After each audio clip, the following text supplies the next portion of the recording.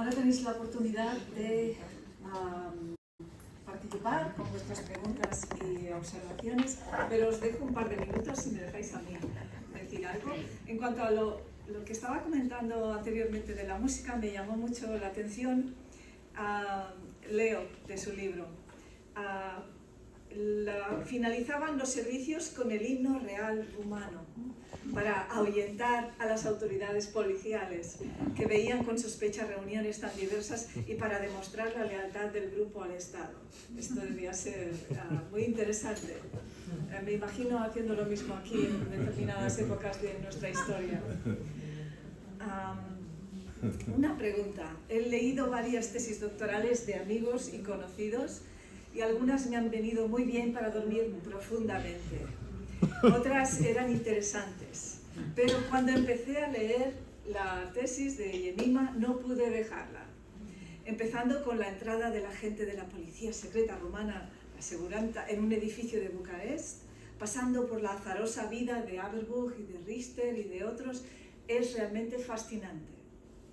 Dices en el capítulo 1, en Alternative Evangelicals, el libro, que repito, es este, en esas comunidades religiosas podías encontrar un sastre húngaro, una curtidora rumana, un ingeniero búlgaro, una encuadernadora judía, un ferroviario romaní, juntos.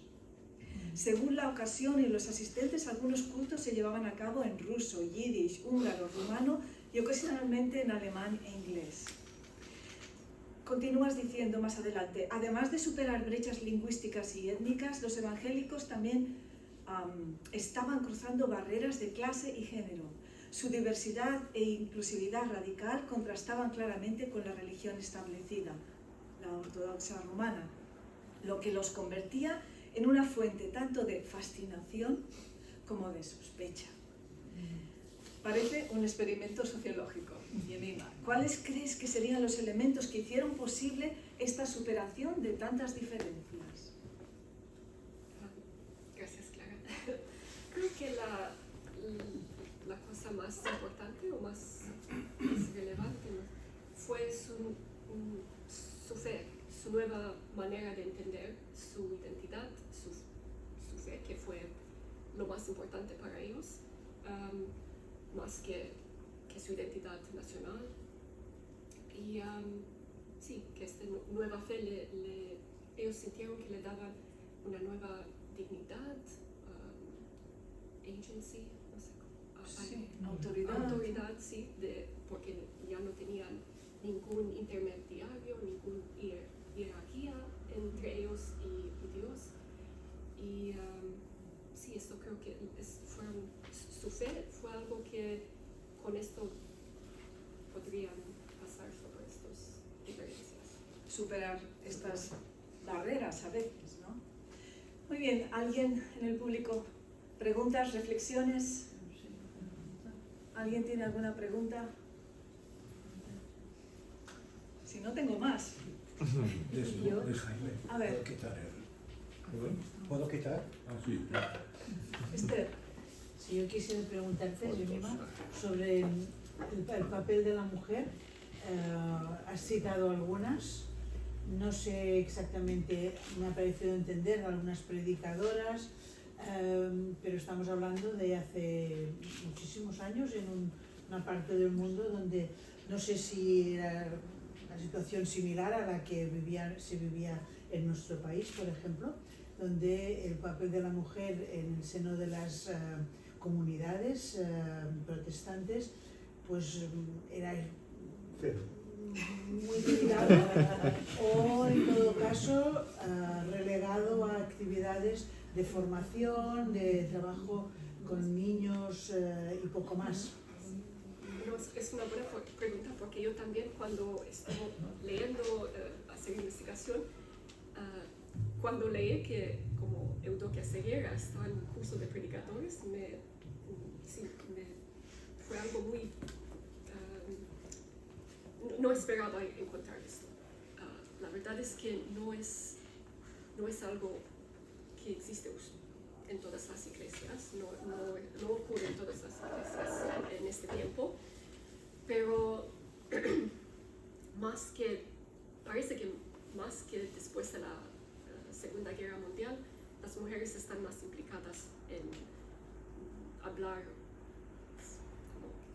en público, ser algo como predicaciones. No sabemos si ellos, para Earl Hester sí, le decía que Earl Hester ha venido a Bucarest y tenía una predicación y está escrito en una revista bautista, que también es interesante, pero ella es como extranjera. Quizás esto fue algo que no le permitía más, pero Eudokia Ceguera fue una mujer del campo, no sé, y le permitía participar en este curso. Así que no fue algo que, no fueron muchas mujeres de este tipo, pero parece que fueron más que después de la Segunda Guerra Mundial. Rodolfo.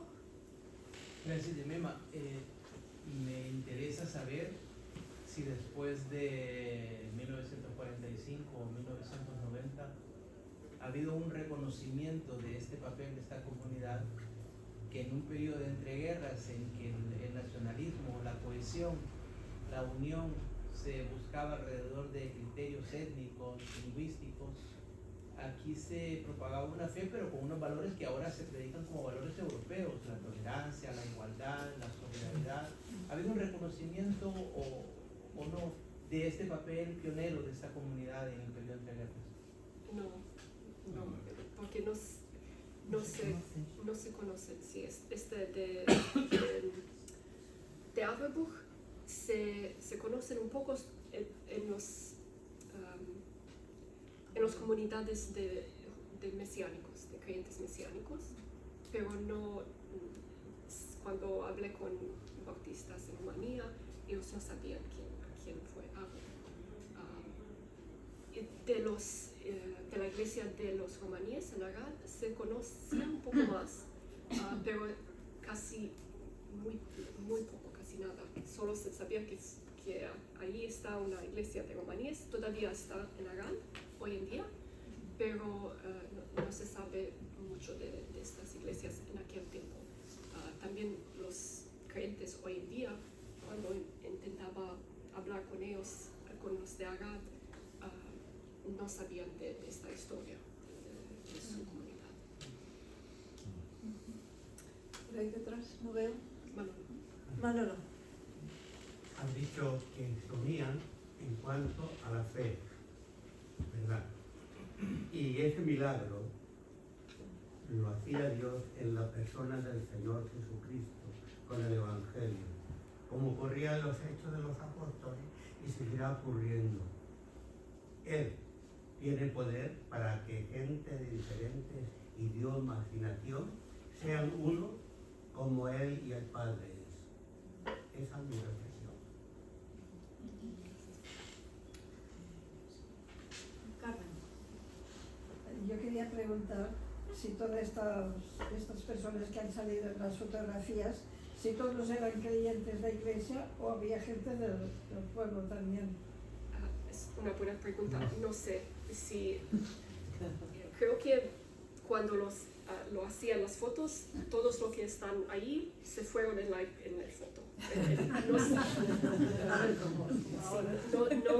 En las fotos no escribieron quién está en la foto, solo que los...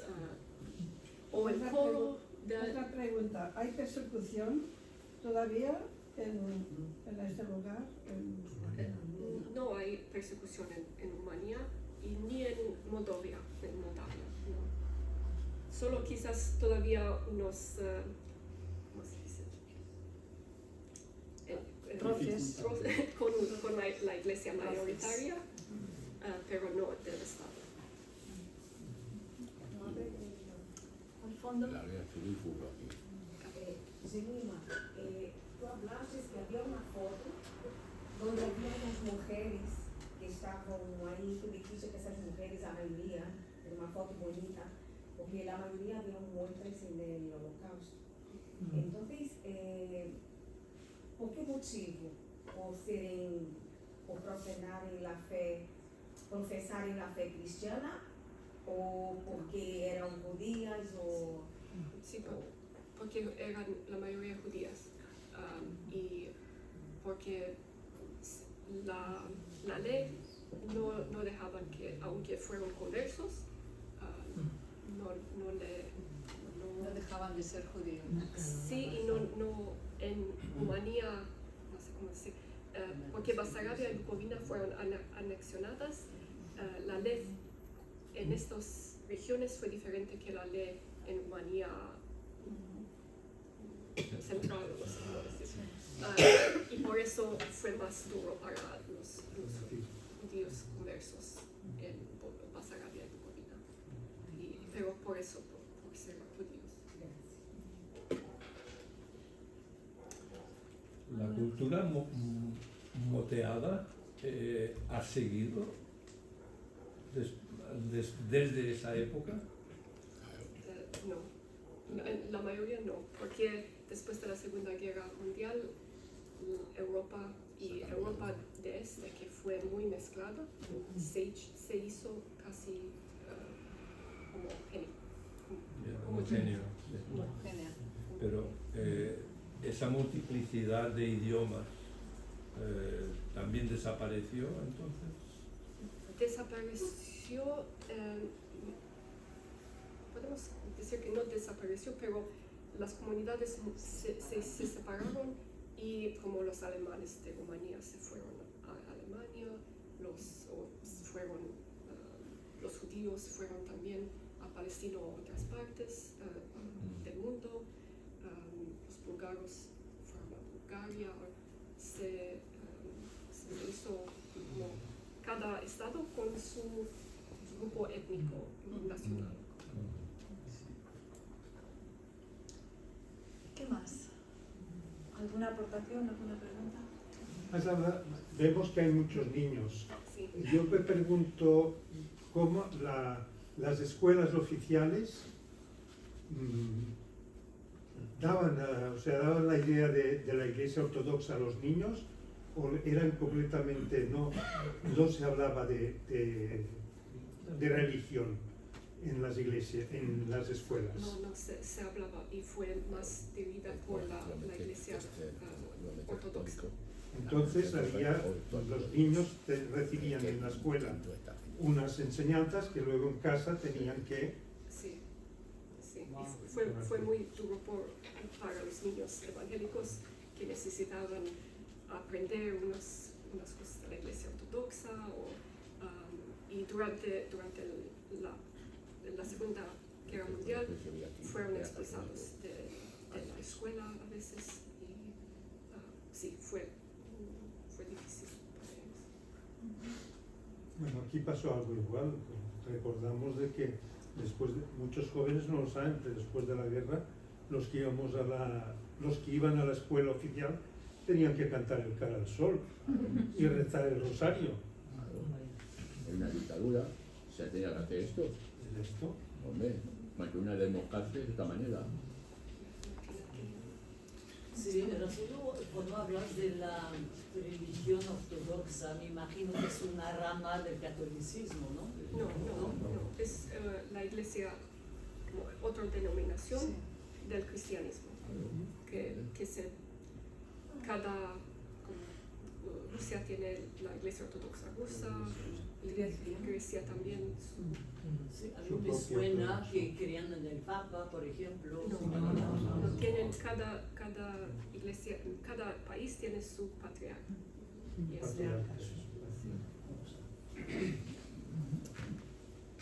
Sí. En este sentido, ¿nos podrías explicar las doctrinas de la Iglesia Ortodoxa sobre la Virgen, los santos, la salvación? ¿Nos puedes explicar con más detalle? No sé si puedo explicarlos.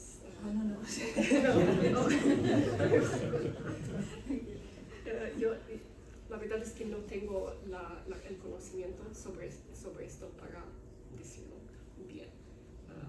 Solo que la diferencia es que sí tenían santos que los evangélicos no reconocían, que para ellos tenían como el patriarca como como el Papa de los católicos, pero el patriarca, que en Rumanía en 1937 fue el primer ministro. El patriarca fue el primer ministro. Muy práctico. Y sí, fue eso. Fue, tenían, sí, la misa es mucho más, no puedo ser parecido a la Iglesia Católica porque es diferente. Y muchos rituales. Sí, muchos rituales, muchos cánticos que hacen las curas, ¿puedo decir curas? Sí. Es muy diferente y también la estética, también la estética es muy diferente. Sí. En el año 1992 estuvimos en una expedición de un hermano pastor que era de Mataró, y íbamos con una carga en un remolque con alimentos a Rumanía. No me acuerdo de muchos detalles, pero sí os puedo decir que las iglesias evangélicas había un grupo de hombres, estábamos en un lado y en el otro estaban las mujeres. El recuerdo que tengo es que eran muy potentes, la iglesia evangélica, porque visitamos varias iglesias en varios pueblos y yo tocaba la guitarra y acompañaba y también daba testimonio del evangelio con ellos, compartiendo con ellos el evangelio. Fue un tiempo muy breve, unos días, pero tengo un grato recuerdo de los hermanos evangélicos en Rumanía. Sí. Quería aportar algo, no sé si es lo que has dicho tú, que a los judíos se los llevaban para los alemanes a trabajos forzados. Y hace unos días vi una película de Anthony Quinn y Lidia Radice, que era de Rumanía. Y a todos los judíos se los llevaban a trabajos forzados, o eran de iglesias evangélicas o no, para trabajos forzados después a Alemania, para los holocausto. Y al Anthony Quinn, el policía le denuncia como que era judío y se lo llevaron a la fuerza. Y hasta que pudo desligarse el hombre, porque él era rumano y él insistía, se lo llevaron a trabajo forzado, y por eso, por ser judío, es cuando deportaban de Rumanía a todos los judíos por el hecho de ser judíos, como bien dijiste antes. Y esta película es muy significativa porque expresa eso que has dicho tú de los judíos. Yo tenía otra pregunta. En la introducción, en los agradecimientos, hablas de tus abuelos. No recuerdo mal de tus bisabuelos también, pero esto a lo mejor ya me lo estoy inventando, pero sí de tus abuelos. Y yo pensaba en las fuentes. ¿Pudiste acceder fácilmente? ¿Tu familia te facilitó material o los familiares o amigos de tus familiares, etcétera? ¿O cómo conseguiste todo el material para la investigación?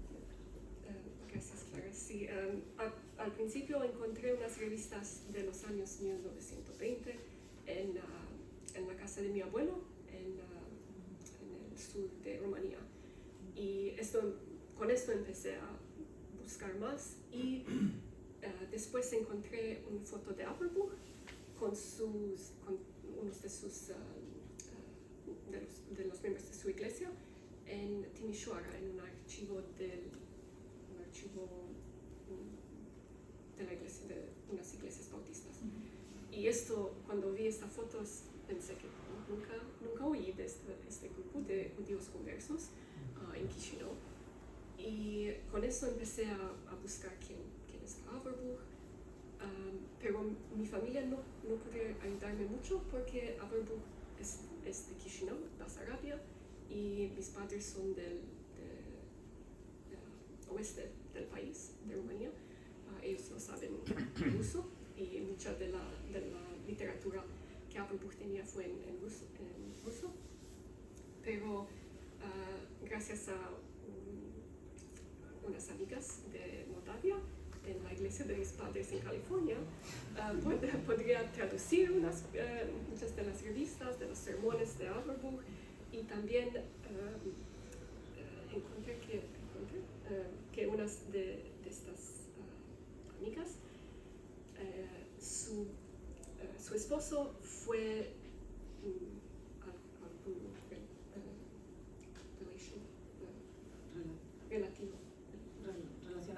relacionado con Marco Tyler, que fue como la mano derecha de Averbuch. Y así fue como, alguien que estoy mirando, viendo sus fotos,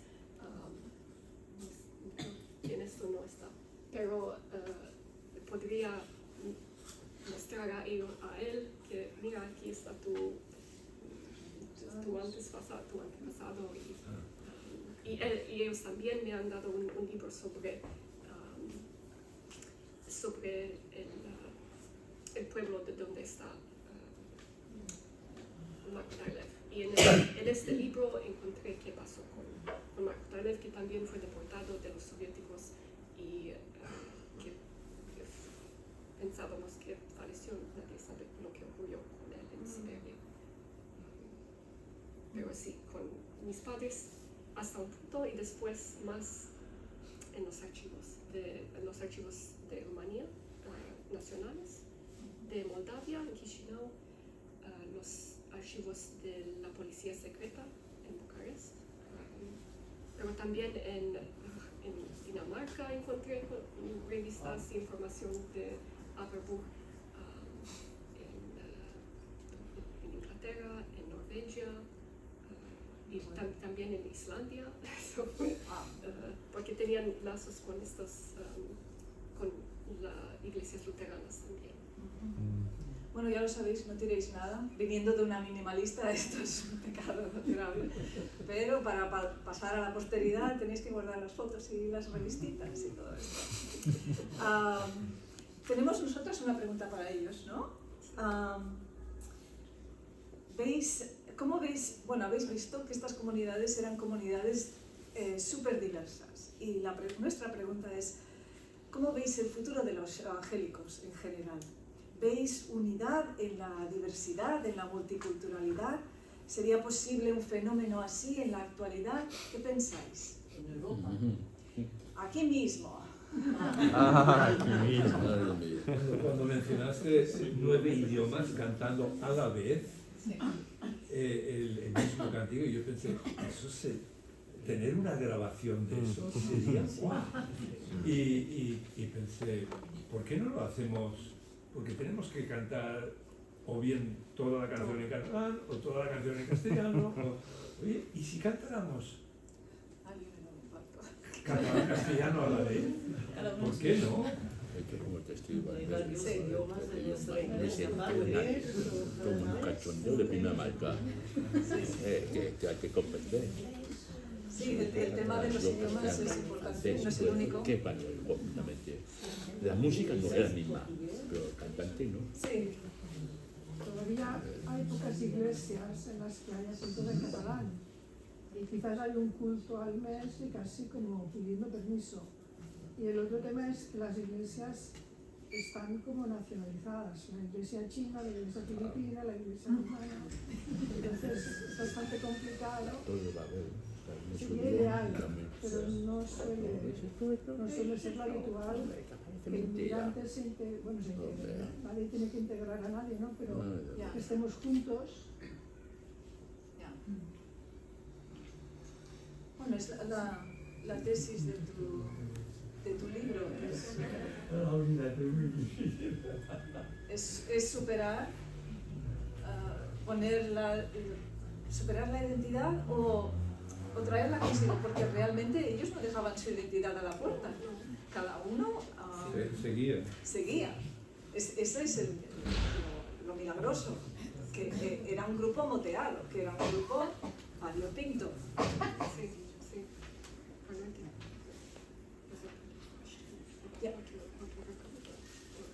No. De las iglesias que conozco, de las que he visitado, he estado con ellas, esta es la que tiene más diversidad, quizá de Barcelona.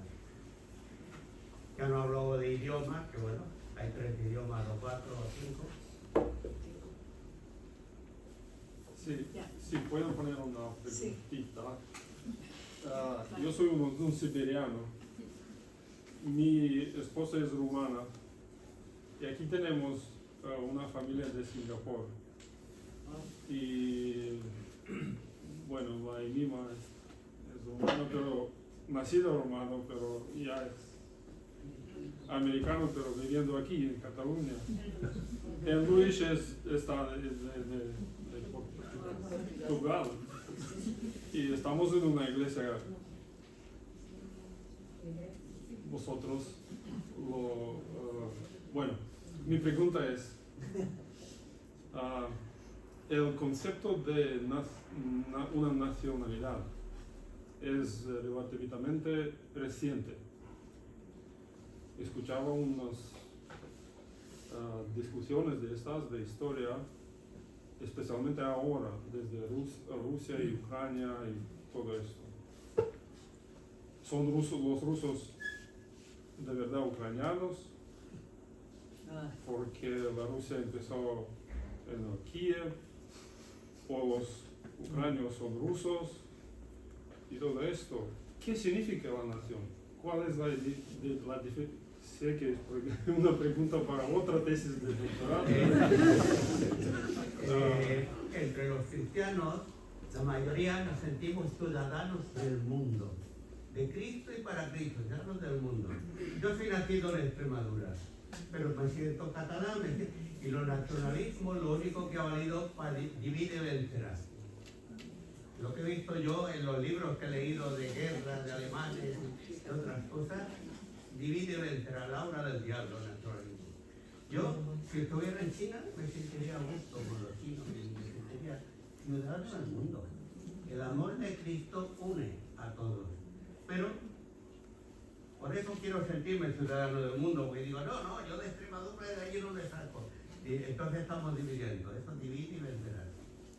Esta era mi pregunta. Si me ayuda la definición de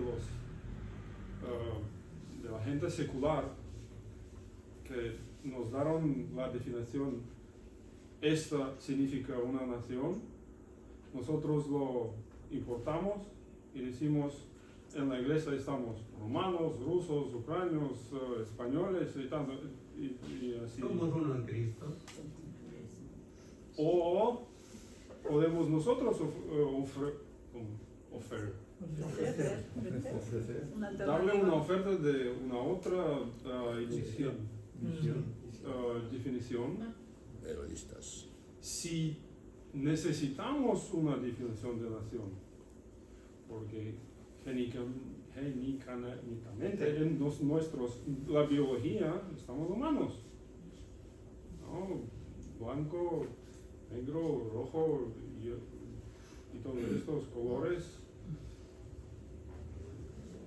Es que no tienes que renunciar a tus orígenes. Eres cristiano, eres rumano y feliz. Mi origen, dice la Biblia, es el pecado. Para mí tiene más significado ser uno en Cristo que ser catalán de Badajoz. Bueno, sí, Oscar. Yo creo que el gran hecho de ahora es que allí eran poca gente relativamente, todos mezclados. Aquí el problema es que muchos chinos, hay muchos chinos para hacer una iglesia, hay muchos filipinos para hacer otra iglesia, es decir, hay muchos colombianos.